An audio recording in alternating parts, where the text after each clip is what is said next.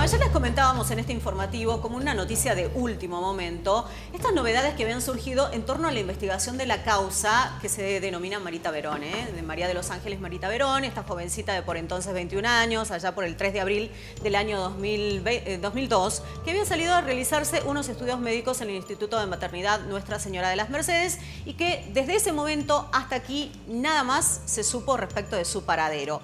Han surgido, como decíamos, novedades que están siendo investigadas y que de hecho han disparado que uno de los abogados desde la provincia de Córdoba, estamos hablando de uno de los abogados de la Fundación Verón, se traslade a Tucumán, hoy haya brindado una conferencia de prensa junto a la mamá de la víctima y hoy esté en nuestros estudios el doctor José D'Antona junto al abogado también Carlos Garmendia. Gracias por haber venido, gracias por estar acá. Gracias a usted. Quiero que hagamos una suerte de cronología de todo este caso porque da para muchísimo hasta llegar al día de hoy y hablar de estas últimas novedades, ¿sí?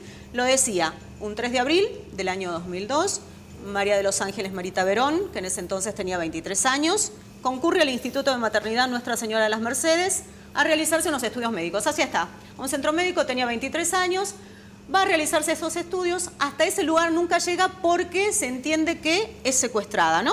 Así es. Está confirmado. Esto está Sí. confirmado, sube a un vehículo que la secuestra, se entiende con fines de explotación sexual. Así es. Bien.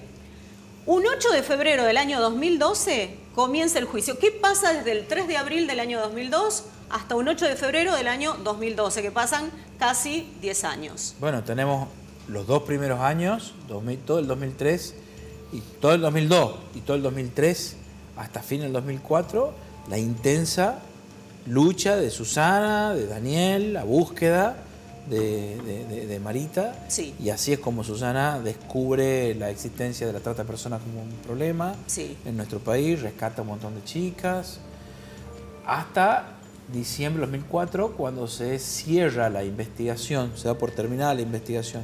Sí. A partir de ahí empieza toda una cuestión de discusiones procesales desde el 2004 que nos llevan hasta febrero del 2012, Sí. donde empieza el juicio. Bien. Todos esos años de discusión procesal. En todo ese término, Susana se viste de prostituta, ingresa a prostíbulos no solo de Tucumán, sino de distintas provincias, rescata a mujeres que habían sido víctimas de la prostitución y de la trata de personas, y ahí es cuando empieza a surgir la idea de la creación de esta Fundación María de los Ángeles, ¿no? Sí, la idea de la creación de la fundación empieza un poco antes, como en 2007, 2006, 2007. Empieza a pensar que era importante como generar una pequeña estructura que pueda ayudar a la cantidad de chicas que ella iba encontrando en el camino. Y dar contención a esas víctimas. Sí, y eso se facilita mucho cuando en el 8 de marzo, creo que es el Día Internacional de la Mujer, se la llevan a Estados Unidos de un día para otro, le dan un premio distinguida como Madre Coraje, y entonces ahí se facilita mucho. Sí. Y el poder armar una estructura como una fundación, que ya no era tan pequeña, ya era una cosa más importante, y la fundación como tal aparece 2007 en adelante. Bien, llegamos al 8 de febrero del año 2012. Comienza el juicio, un proceso que tiene 55 expedientes y 144 testigos. 13 acusados vinculados al secuestro y la promoción de la prostitución. ¿Qué pasa en ese primer juicio? Sucintamente, al momento del hecho del secuestro de Marita en el 2002 no había ley de trata, razón por la cual privación ilegítima de libertad y otros delitos fueron el nombre jurídico que se le pudo dar, acusación, eran un poco más de testigos, pasa que ahí hubo algún acuerdo procesal para desistir de testigos, un juicio que teníamos alguna previsión claramente errada de que iba a demorar 3-4 meses, terminó demorando 9, de febrero a diciembre, alegamos fines de noviembre y después, bueno, la fatídica resolución donde quedan todos absueltos. Presentamos recursos junto con Carlos y con el doctor Varela, recursos de casación que se llaman, y termina en el 2014 produciéndose un reenvío que se llama, no para hacer el juicio de nuevo, sino solamente para declaración de culpabilidad, pero la mensuración de la prueba. Es donde algunos tucumanos y muchos riojanos siguen purgando condenas. Bien. Te agrego un dato ahí. Durante el desarrollo del juicio, en determinado momento, nos damos cuenta de que tenemos información económica de este grupo de que se la habían llevado a Marita y que estaban vinculados con la trata de personas, porque si bien la figura penal que se utiliza es la de secuestro de Marita, de privación legítima de libertad, lo que quedó claro es que Marita fue víctima de trata. Sí, perfecto. Y entonces, durante ese año 2012, formalizamos una denuncia ante UIF. Bien. Esa denuncia ha ido trabajándose en forma paralela al juicio y en el 2013 la UIF judicializa esa denuncia y se producen una serie de allanamientos en donde queda el clan Ale investigado por el delito de lavado de activos de origen ilícito. Bien, bien. Lo cierto es que en un primer juicio todos los imputados salen absueltos, ¿sí? Exacto. Llegamos a la cronología, seguimos con la cronología del caso y llegamos a diciembre del año 2013. La causa llega a la Corte Suprema de Justicia de Tucumán, que revoca ese primer fallo absolutorio y condena a 10 de los 13 imputados, ¿sí? ¿Por qué a 10? Porque Lidia Irma Medina había muerto. Había fallecido. Si no hubiese sido condenada. Claro, también hubiera sido condenada. La falta de prueba, por eso resulta absuelta María Jesús Rivero y su hermano Víctor Rivero, mientras que Irma Medina, como vos bien lo decías, había fallecido meses antes, por eso no puede ser condenada. ¿Y quiénes fueron los condenados? ¿Por qué no hacemos un raconto de quiénes eran o han sido condenados en torno a esta investigación? Sí, a ver, tenés los dos hermanos Gómez, que son hijos de Lidia Irma Medina, eran los que regenteaban todos estos prostíbulos, los líderes de este grupo. Bueno, en La Rioja eran un grupo mafioso importante. Sí.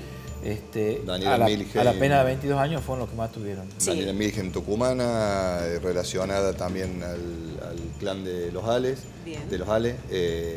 González. Perdón, Daniela Milgen, que tiene una hija con Rubén Ale, y que durante el debate contó que Rubén Ale la había prostituido. Es decir, que ella empezó como víctima y termina como victimaria. Claro, una más de la... Luna, González y Luna, que hacían junto con Andrada también alguna suerte de patobica / custodio / enderezar, entre comillas, a las díscolas. Márquez de Roberti, Natalia Bustos y Gaitán son también un grupo donde podían fungir actividades como desde falsificar un documento, llevar registro de lista de pases, trasladar chicas de un lado para el otro. Todo ello, el grupo de riojanos regenteadores de los prostíbulos. Exacto. Bien, esto hace casi 10 años, en diciembre del año 2013, esta condena a 10 personas, o a 10 imputados condenados ya. A partir de allí, no todo queda en la nada porque, bueno, obviamente la mamá de Marita quiere encontrar a Marita. Sigue la búsqueda y sigue la investigación de esta causa. Esta causa no queda allí, siguen investigando. O sea, a ver, esta causa quedó firme luego de distintos recursos de los defensores, quedó firme, están cumpliendo condenas. Exacto. Lo que sí continuó son dos cosas. Por un lado, la búsqueda incesante de Marita, ustedes han cronicado, nosotros hemos hecho excavaciones acá en Tucumán, en Córdoba, en Santiago, en La Rioja, te diría que 3/4 de Argentina, un poco más. Y lo que Carlos te introducía recién, en el sentido de ese juicio que comienza a transitarse por lavado de activos, que es lo que Susana venía hablando desde 2002, termina luego con condenas para el clan Ale. Perfecto. Pero en las últimas horas surge esta novedad, de la cual hoy brindaron una conferencia de prensa. Los invito a escuchar la conferencia y después hablamos de esto, ¿les parece? A ver, escuchamos a la mamá de Marita Verón. Yo no le tengo miedo ni al diablo. Es luz y fuerza. Y son gremios pequeños que componen, que se trabajan con esos gremios. Y son todo personas mafiosas que se dedican y que tenían vínculos muy fuertes con la Chancha Ale, muy, muy amigos de la Chancha Ale. Y que ¿por qué se ha armado esta pelea? Porque la Chancha se quería apoderar de esos gremios. Y ahí fue el conflicto y ahí empiezan a pelear y ahí aparece, la carpeta con el cuerpo de mi hija muerta. Me lo dijo a mí la persona que declaró con DNI, con todo, y le agradezco que haya tenido la valentía, porque nadie tiene, discúlpeme la palabra, los huevos suficientes para hablar y decir la verdad. Entonces, yo lo digo porque soy la mamá y porque me mataron, si es así, a mi hija. Y no les tengo miedo, voy a seguir hasta el final, sea quien sea. Y hay mucha gente, chicos, Cuando le digo mucha gente, médicos involucrados, mucha gente. Susana, desde... Porque Luna era antes del Club San Martín, y ahí viene todo, muy amigo de la chancha. Y ahí era todo el trabajo que hacía. Habría atrevido a hablar porque murió la chancha. Chicos, voy a terminar. De lavado de dinero, de todas las mafias que ustedes saben, no es novedad que yo les cuente. Puede ser dolorosa la pregunta, pero para seguir una línea, digamos, en lo que se está investigando. ¿Se está investigando específicamente que el cuerpo de Marita estaba en la morgue de Luz Médica? Sí, señor. ¿La trasladaron? Sí, eso a mí me ha impactado muchísimo, me ha pegado muy fuerte porque esta persona me lo dijo a mí. Yo me fui a Buenos Aires y apareció en Buenos Aires para decirme la verdad, porque tampoco ya no podía vivir él de saber lo que le ha pasado a Marita y de no decirme a mí lo que pasó con Marita realmente. A 23 años de la desaparición de Marita, justamente, ¿esta es la investigación más importante que se ha abierto o la hipótesis? Analizando con el doctor Marcelo Colombo en Buenos Aires, sí, porque siempre vinieron gente y me dijeron, Marita está enterrada, la mataron allá, acá, ustedes saben todas las excavaciones que se hicieron por mi hija. Pero nadie ponía los documentos y nadie se presentaba a poner la cara, ¿me entendés? Ahora son varias personas que dicen lo mismo, que pusieron su documento y que pusieron la cara ante la justicia. Entonces, ¿qué me dice el doctor Marcelo Colombo? Esto es muy importante, muy serio, porque, a ver, ¿cómo van a venir a decir esas cosas si no es cierto y encima poner la cara a sus documentos? Porque si están mintiendo, falso testimonio, van presos.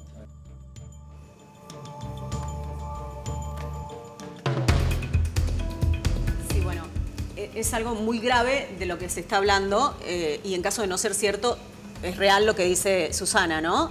Falso testimonio mínimamente.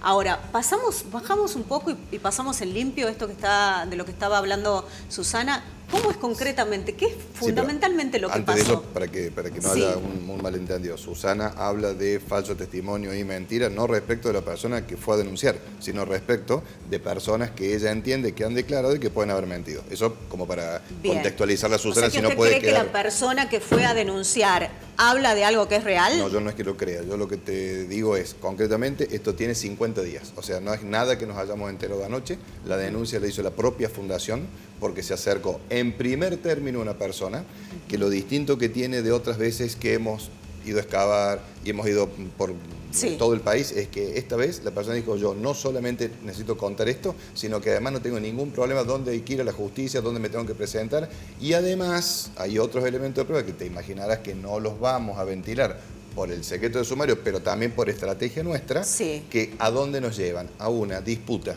de dos gremios, disputas que no son nuevas, no son de hoy, no son de ayer, pero que en el transcurso de este año, te lo digo con esa difusión a propósito, no quiero ser preciso, se podría haber producido alguna discusión en donde en esta lógica de la disputa se podrían haber carpeteado, como se dice en la jerga, con lo que decía Susana, no me molestes más, no me jodas más de tal o cual problema, porque si no, en definitiva, la carpeta de Marita Verón, la llevó a la justicia.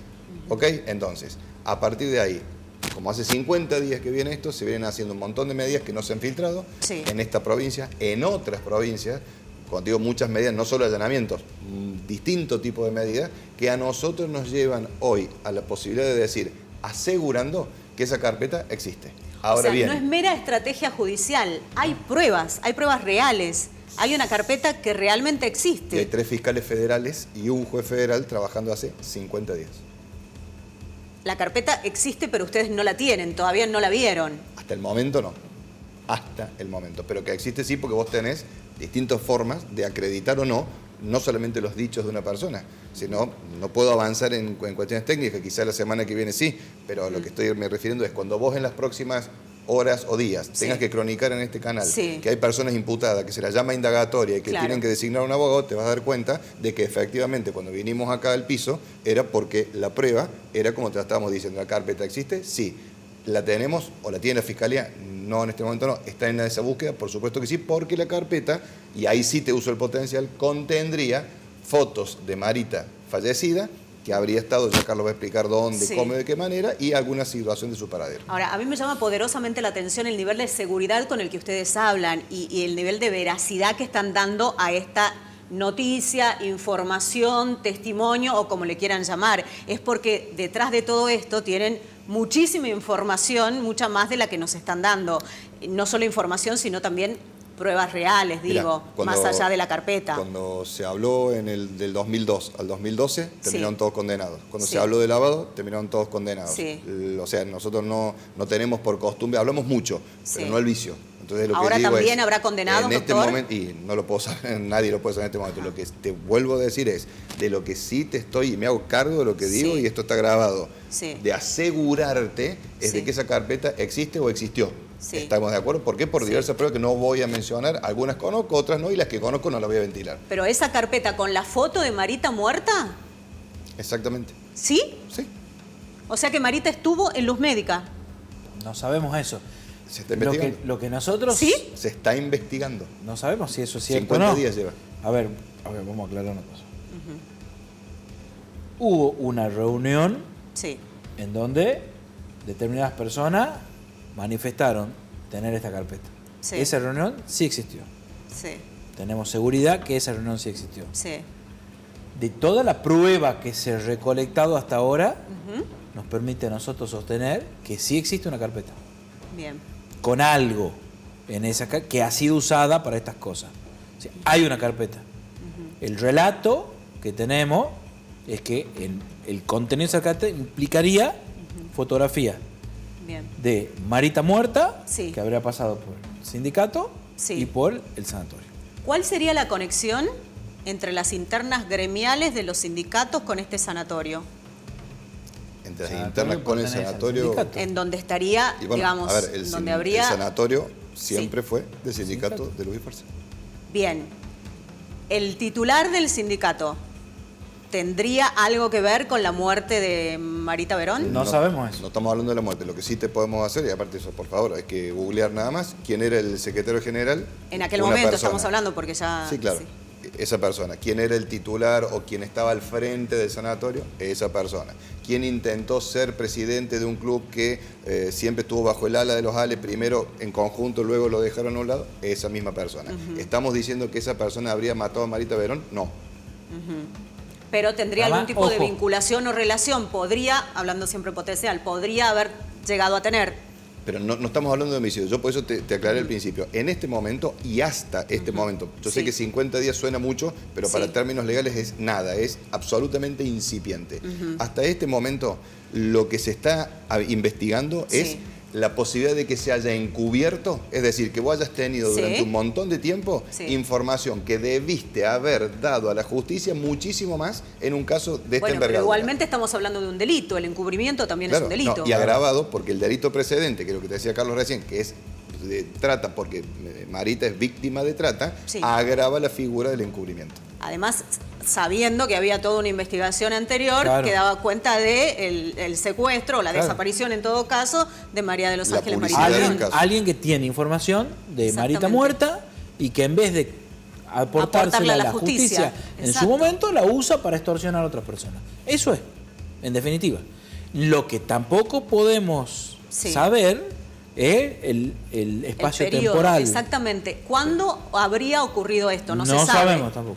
Sabemos que hubo una reunión este año donde se ventiló todo esto que hay una los carpetazos. Exactamente. Pero tampoco se sabe cuándo habría ocrido. Y probablemente podemos estar hablando del año 2008 o podemos estar hablando del año 2020. Que la secuestran a Marita hasta hoy. Podría ser. Aún cuando el sanatorio existía, este sanatorio en cuestión, ¿existía en el año 2002 cuando desaparece Marita? No sé, creo... Porque hay quienes dicen que comenzó a construirse o comenzó a funcionar en el año 2004. Claro, eso está, mira, buenísimo que lo preguntes porque, a ver, en el caso de que sea así 2004, la verdad no lo sabemos ni tampoco nos interesa.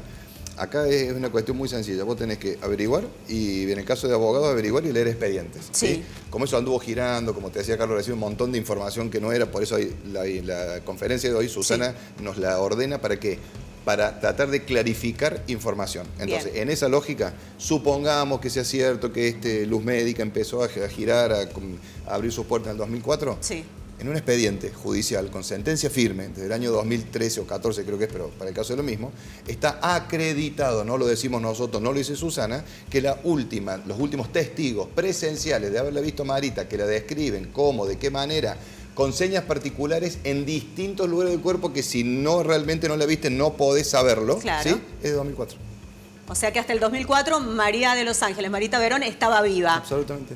Con lo cual se puede acreditar que podría haber estado en esta clínica que comenzó a construirse y a funcionar. Comenzó a funcionar en el 2004. Está en un expediente que tiene sentencia firme, está acreditado. Esto no es parte de ninguna especulación de nadie. Sí, eso a veces se entiende. Los testigos que se han ido incorporando en la búsqueda de Marita nos dicen que Marita estaba viva por lo menos hasta el 2004. Bien, perfecto. ¿Cómo continúa todo esto? ¿Qué tiempo hay que esperar? ¿Cómo son los pasos procesales? ¿Se avisora algún plazo o no sabemos? Bueno, nosotros nos vemos obligados a empezar a dar estas explicaciones porque se ha filtrado información, ha habido secreto de sumario hasta el día lunes, creo, que era el secreto de sumario, y se termina el secreto de sumario, evidentemente se escapa algo de información y tenemos que explicar. Bien. Ahora, esto para dar tranquilidad, digamos, y además porque hay un montón de cosas que se han publicado que son inventos, no sé, de alguien que debería empezar a consumir medicamento adecuado. Si me permitís un segundo, porque es tanto para una pregunta tuya como para el mensaje a no solo a tu audiencia, sino a alguna gente que puede estar viendo en el televisor.